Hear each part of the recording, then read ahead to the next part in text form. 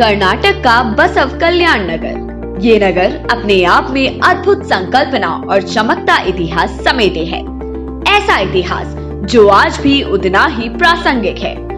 12वीं शताब्दी में बनाए गए अद्भुत नियम आज भी लागू हैं, जिनके बिना लोकतांत्रिक व्यवस्था की परिकल्पना भी नहीं की जा सकती। इस लोकतांत्रिक व्यवस्था की संरचना गढ़ी थी संत बसवेश्वर ने।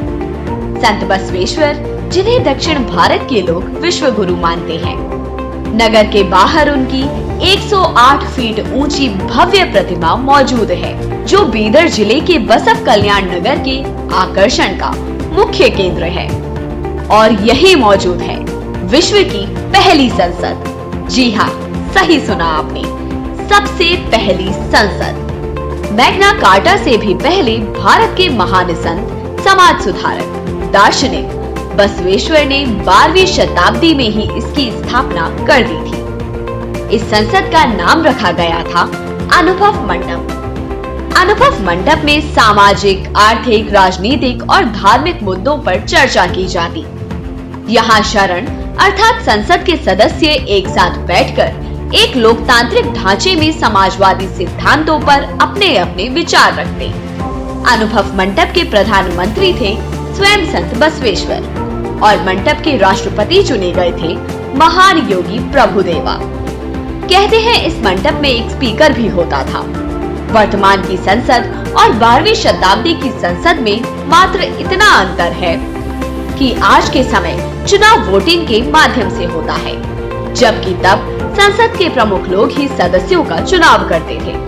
अनुभव मंडप की विशेषता थी कि इसमें जाति वर्ग का भेद तो था ही नहीं, साथ ही महिलाएं भी इसकी प्रमुख सदस्य थी। इस मंडप का सदस्य बनने की एक ही शर्त थी, सच्चरित्र होना।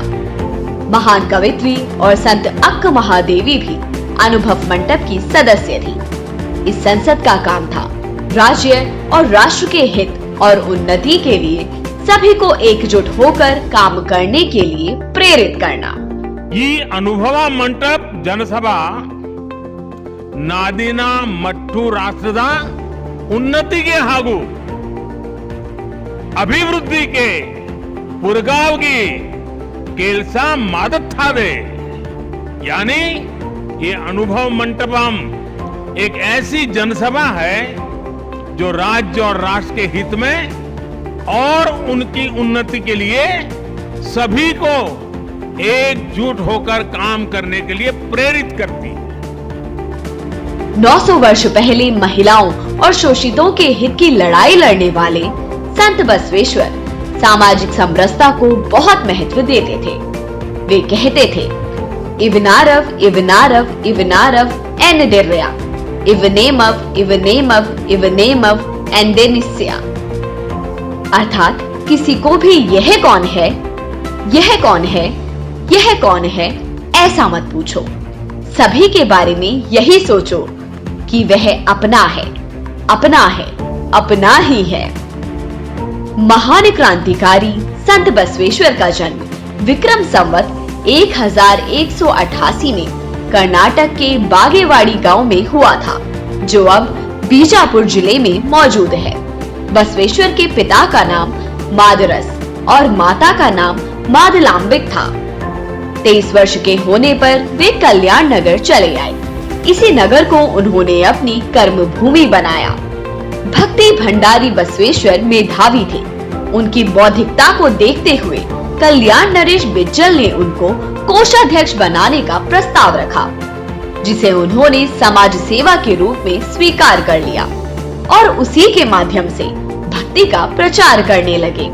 उन्होंने सभी लोगों को बराबर अवसर देने की बात कही और समाज में फैली कुरीतियों के विरुद्ध आवाज उठाई। संत बसवेश्वर ने वचन सुधार आंदोलन चलाया, जिसका उद्देश्य वचन अर्थात कविता के माध्यम से सभी का कल्याण करना था। उन्होंने गद्य विद्या को शिखर पर पहुंचाने का भी काम किया। यह कार्य कन्नड़ साहित्य में क्रांतिकारी बदलाव के रूप में देखा जाता है। उन्होंने समाज को 2 महत्वपूर्ण सामाजिक आर्थिक सिद्धांत दिए। पहला कायका अर्थात ईश्वरीय कार्य, दूसरा दसोहा जिसका अर्थ है समान वितरण। वे कहते थे, समाज के प्रत्येक व्यक्ति को अपनी संसद का कार्य पूरी ईमानदारी के साथ करना चाहिए, जबकि समान कार्य के लिए समान आय होनी चाहिए। कर्नाटक में बसव के मानने वाले लोग लिंगायत कहे जाते हैं। लिंगायत समुदाय के लोग भगवान बसवेश्वर की जन्मोत्सव को बसवन्ना जयंती के रूप में धूमधाम से मनाते हैं। ऐसे महान क्रांतिकारी, समाज सुधारक, राजनीतिज्ञ संत और भक्ति भंडारी बसवेश्वर को उनकी जयंती पर शत शत नमन।